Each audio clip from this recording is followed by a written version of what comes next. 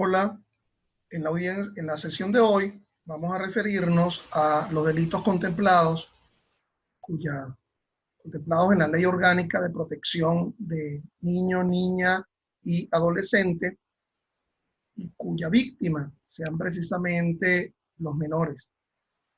Les habla el profesor Ángel Serpa y estoy realizando esta clase virtual desde Caracas, Venezuela. Entonces, los delitos contemplados en la LOMNA, cuya víctima sean los menores de edad, no forman parte del concepto del sistema penal de responsabilidad de adolescentes.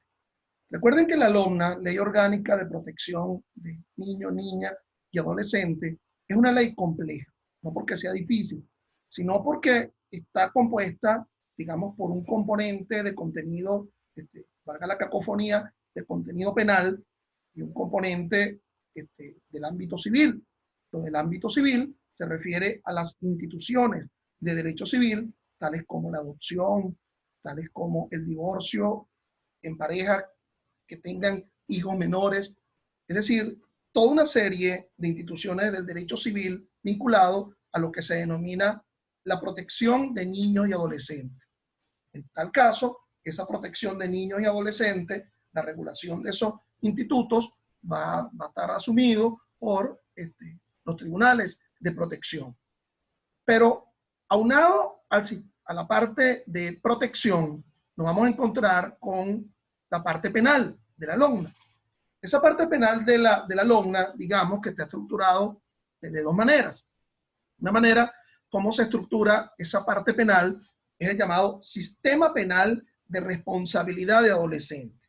Es decir, los delitos cometidos por adolescentes que tengan la condición etaria entre 14 y menos de 18. En la última reforma de la LOMNA se eliminó la posibilidad de que esos adolescentes entre 12 y menos de 14 fueran responsables penalmente, sino los adolescentes entre 14 y menos de 18 años al momento de cometer el delito. Por cierto, hable bien, es un delito lo que cometerían esos adolescentes. Ya no era como lo que se establecía en la antigua, en la derogada ley tutelar de menores, en la cual se hablaba de adolescentes en situación irregular. Aquí evidentemente se está cometiendo un delito y por lo tanto las variables de tipicidad, culpabilidad, antijuricidad y punibilidad ha de analizarse frente a ese sistema penal de responsabilidad de adolescentes. Por cierto que las penas no van a ser las mismas penas que se establecen frente a adultos, ya esto no es solamente que provenga de la LOMNA, porque ya el propio Código Penal, nada menos que dentro del artículo 74.1 establece una atenuante, una circunstancia modificativa de la responsabilidad penal a los que hayan cometido delitos entre 18 y menos de 21 años. Por lo tanto, los adolescentes menores de 18, se asume esa idea a partir de la propia definición adolescente, que adolece todavía de una plena definición, una plena capacidad. Pero disculpen que me esté ubicando en el ámbito de lo que no forma parte de esta sesión, porque en esta sesión lo que vamos a hablar exclusivamente son los delitos en los cuales la víctima, el sujeto pasivo de la relación jurídico-penal son menores, es decir, menor de 18 años de edad. Por cierto, que esos menores de edad, menor de 18 años, no solamente van a ser víctimas contemplados en la ley orgánica, en la LOMNA, que a partir de ahora vamos a denominar así, LOMNA, que es la Ley Orgánica de Protección de Niños, Niñas y Adolescentes, sino que también pudieran ser sujetos pasivos, pudieran ser víctimas de delitos ubicados en una conformación clásica, ortodoxa, en el Código Penal, pero también delitos que se encuentran ubicados en otros cuerpos de ilícito penal colateral, tales como la ley contra el secuestro y la extorsión, la ley contra el hurto y robo de vehículos, la ley contra la delincuencia organizada, en fin, eso como primera consideración.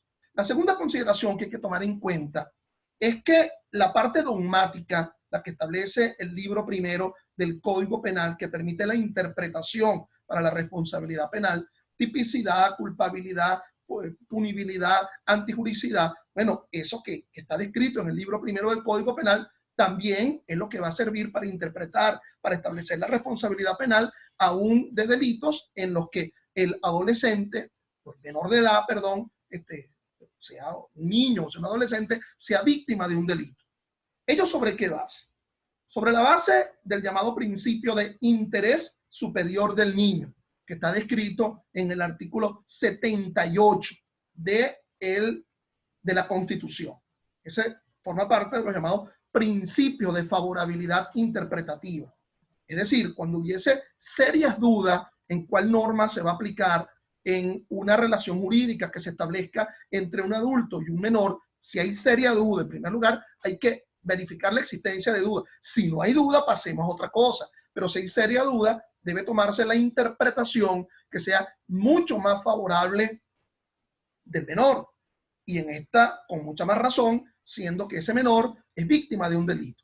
Entonces, nos vamos a referir exclusivamente a los delitos que están descritos dentro de la LOMNA, cuyo menor, de los cuales los menores de edad sean sujetos pasivos, pero ojo, entendiendo que hay otras leyes, el Código Penal de forma ortodoxa o cuerpos ilícitos penal colateral que también puedan contener delitos con ese tipo de víctimas. Por otra parte, la LOMNA, fíjense, ley orgánica. Si es orgánica es porque desarrolla una norma, un principio o un valor constitucional.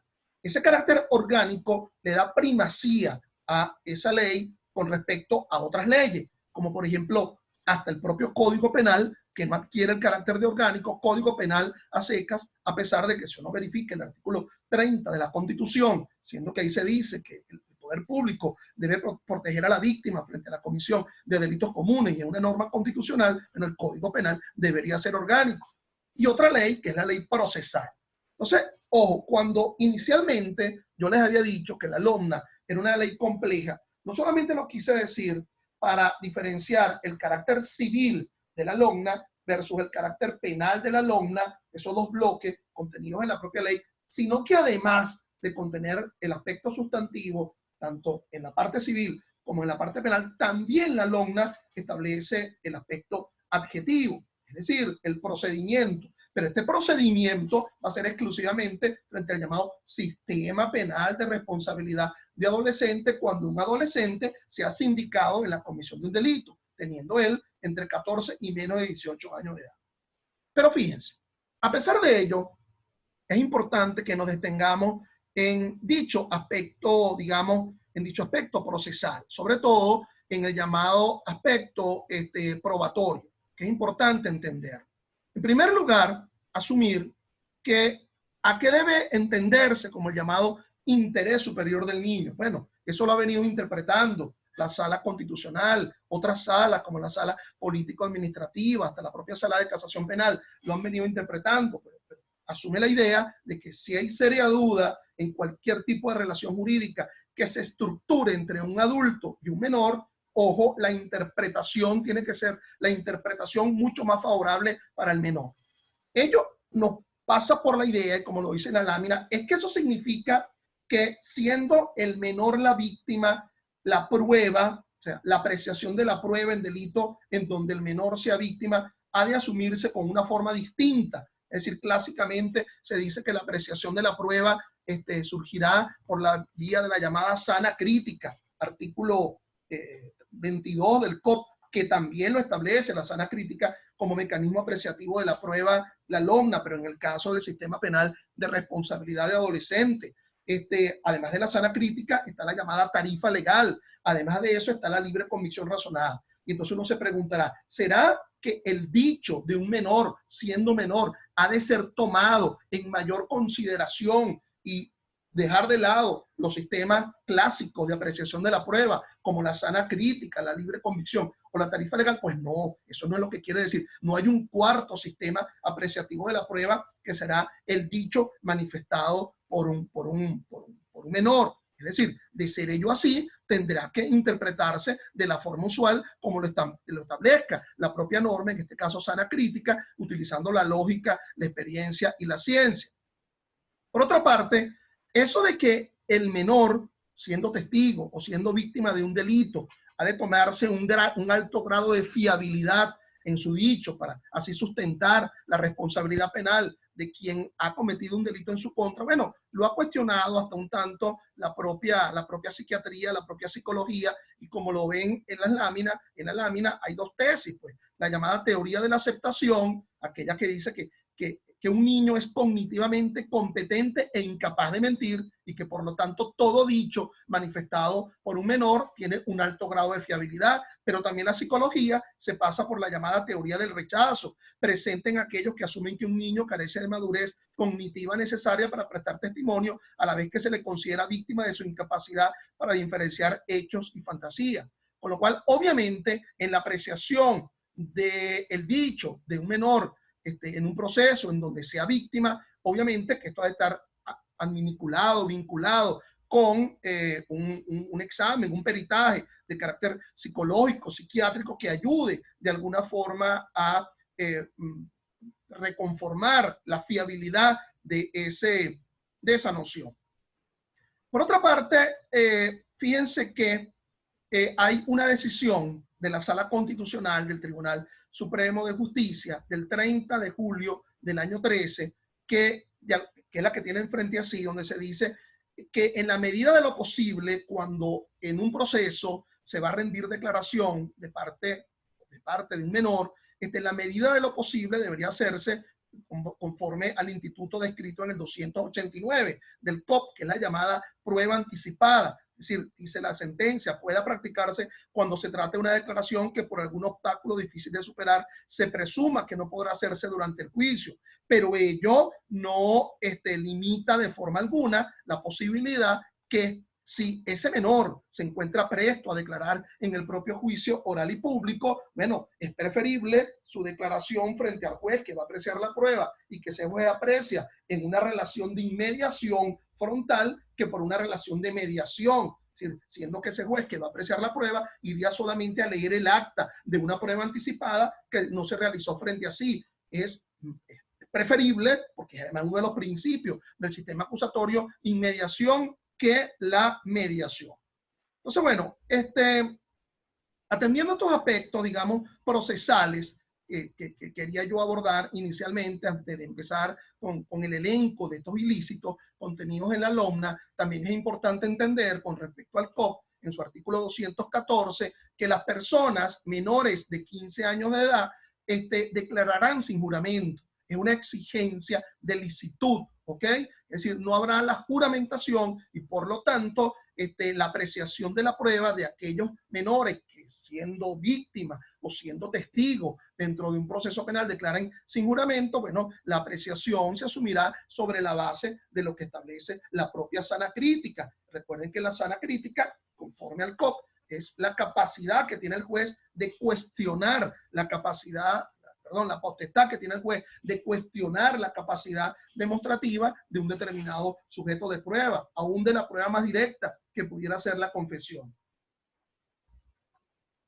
Dicho lo anterior, ya que el tiempo nos está invadiendo, ya realmente el lapso, la posibilidad de estas clases son muy limitadas en materia de tiempo, vamos a abordar el elenco de ilícitos. Vamos a comenzar con el delito de tortura, que está descrito en el artículo 253 de la LOMNA. Fíjense que acá, en su encabezado, se ubica que es un delito que comete un funcionario público cuando realiza esos actos de tortura contra un menor con el propósito de obtener una información, si puede ser una información de contenido procesal que vaya a ser utilizado en un proceso o cualquier otro tipo de información. Entonces, eso conlleva una pena de 1 a 5 años, pero también conduce a la segunda hipótesis descrita en el 253 de la LOMNA, quien no siendo funcionario público ejecute la tortura por determinado. Ustedes dirán, bueno, la tortura implica una violencia física, una violencia psicológica, pero es obvio que este delito de tortura está coligado con el tipo de aflicción corporal que en definitiva se cause. Entonces, si como consecuencia de la tortura se deriva una lesión grave o gravísima, entonces se dice que la pena será de 2 a 8 años. ¿Cuál es la interpretación que debe darse a esto? Bueno, la lesión, se cualifica la lesión, ya no se establecerá el contenido de la lesión, la pena de la lesión que se establece en el Código Penal, en el caso de la lesión grave, la descrita en el 415, o la lesión gravísima, la que está descrita en el 414 del Código Penal, sino que en definitiva se aplicará la pena que establece la LOMNA, que será de 2 a 8 años, y nótese que esta lesión de alguna forma subsume, de alguna forma incorpora en una noción de concurso ideal el delito de tortura. Se realizó una tortura, pero al final se devino en una lesión. Entonces solamente por la vía del llamado concurso ideal será sancionado el responsable por el delito de lesión sobre la variable de 2 a 8 años.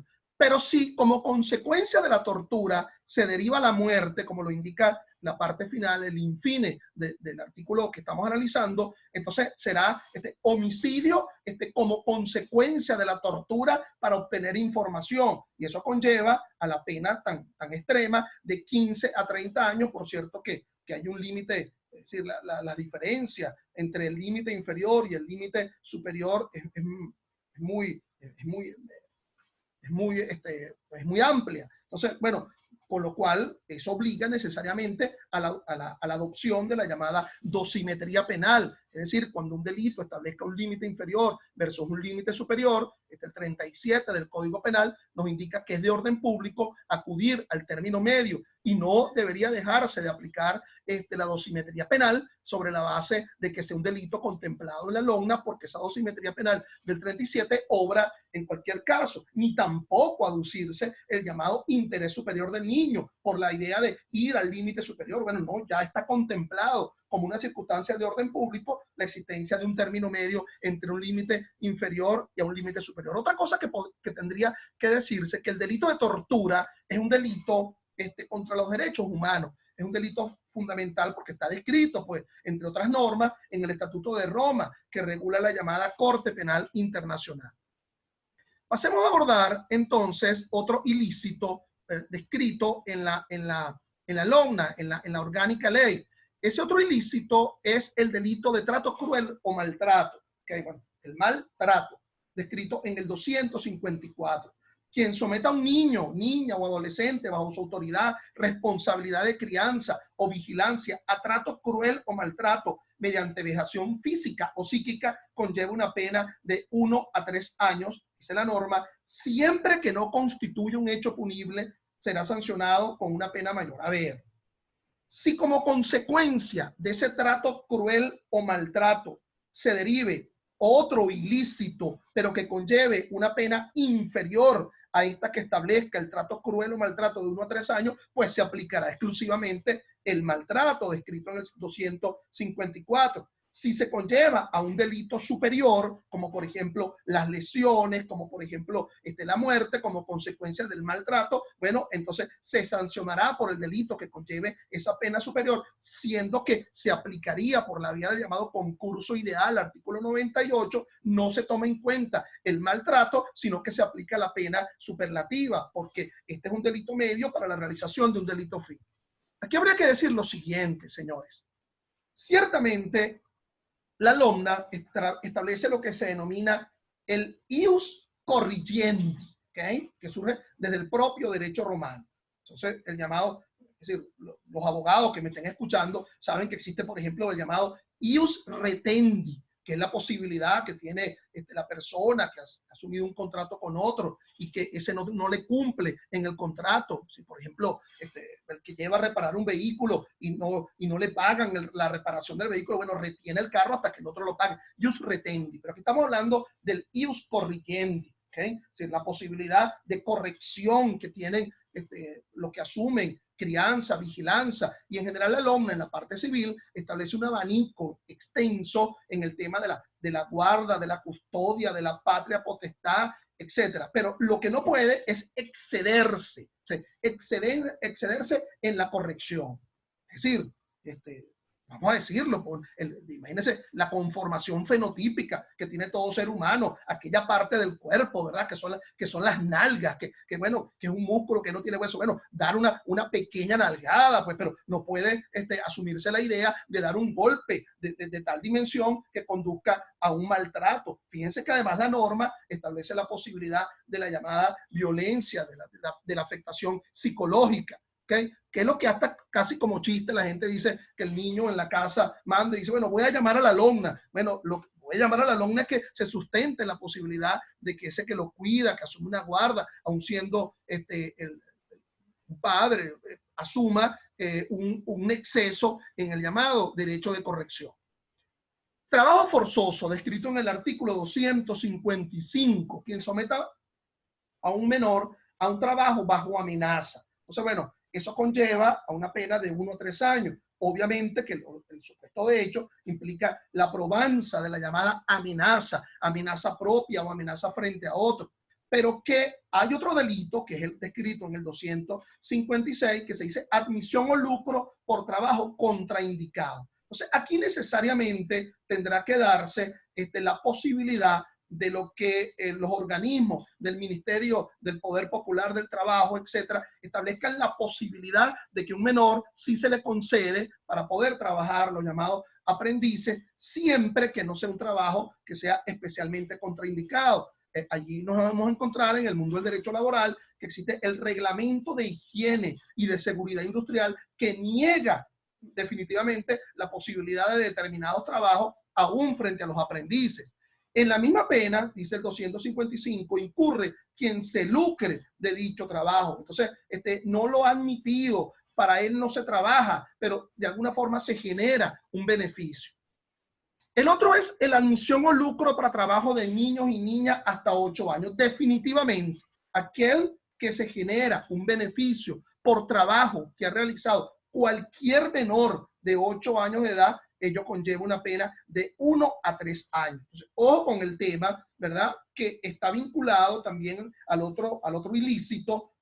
No hay una relación de antinomia porque uno es en un supuesto determinado y el otro se estructuraliza, que es la llamada explotación sexual de niños, niñas y adolescentes. Quien fomenta, dirija o se lucre de la actividad sexual de un niño, niña y adolescente, bueno, conlleva la pena de 5 a 8 años de edad. Es decir, todo esto forma parte de este gran contenido que se denomina, bueno, la pederastia, que no solamente desde el punto de vista de la explotación, sino hasta la propia práctica sexual de forma individual. Y bueno, en virtud de ello, obviamente que nos vamos a encontrar con el gran delito, ¿verdad? Con el delito de mayor significación dentro de esa lona, dentro de esta categoría de ilícito, que es el llamado abuso sexual con penetración o sin penetración frente a menores. Entonces, bueno, aquí le tengo una referencia de carácter doctrinaria, psicológica, ¿verdad?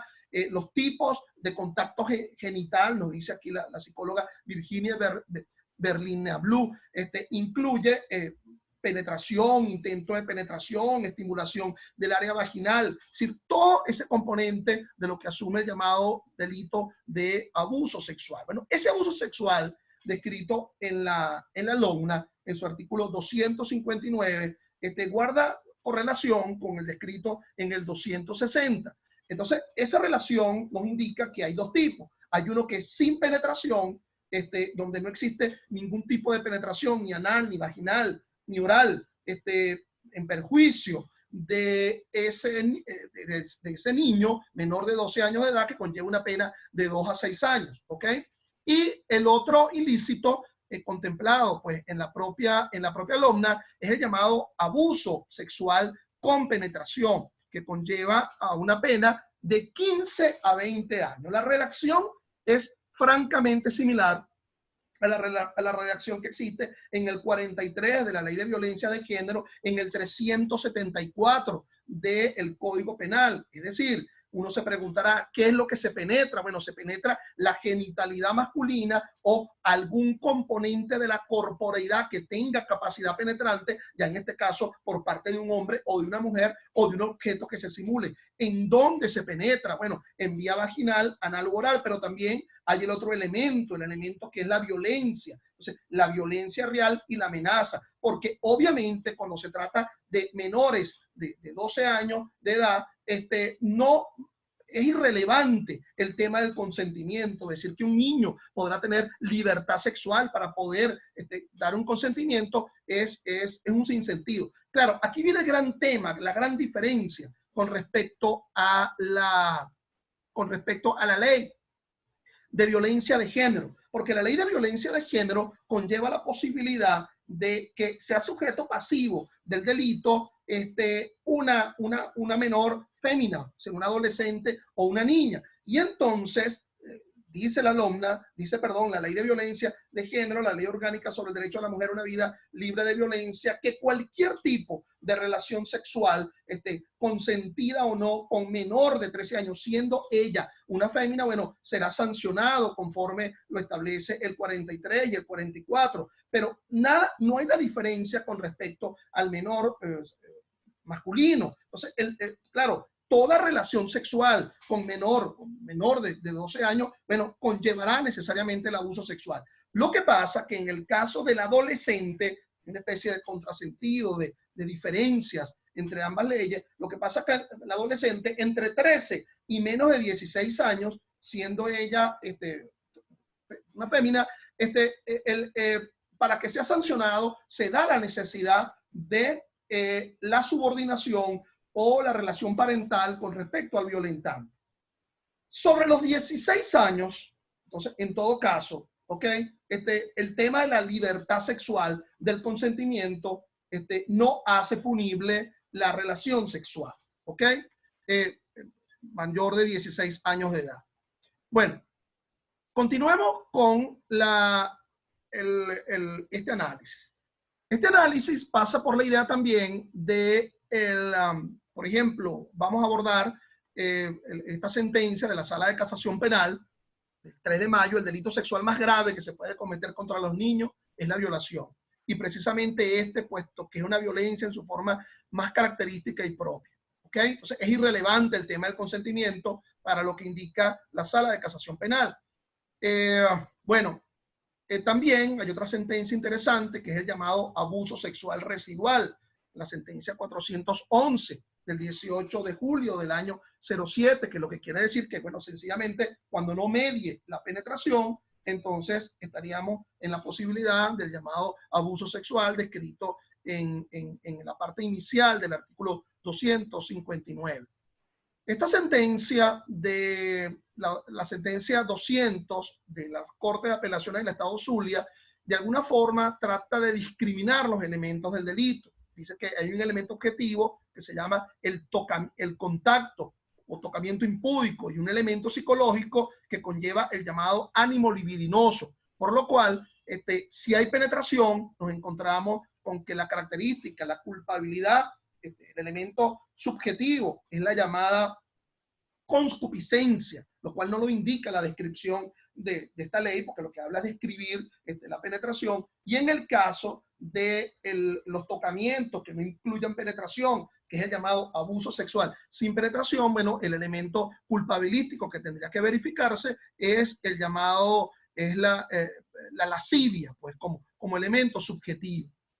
Bueno, otro ilícito, quizás algunos consideran de menor importancia, es el llamado suministro de fuegos artificiales, ¿okay? Quien suministre, entregue a un adolescente fuegos artificiales conlleva una pena de 3 meses a 6 años, o a quien se lo venda. De igual forma, el ilícito de suministros de sustancias nocivas, quien venda, suministra o entregue indebidamente a un niño este delito. Yo quiero detenerme especialmente en el delito de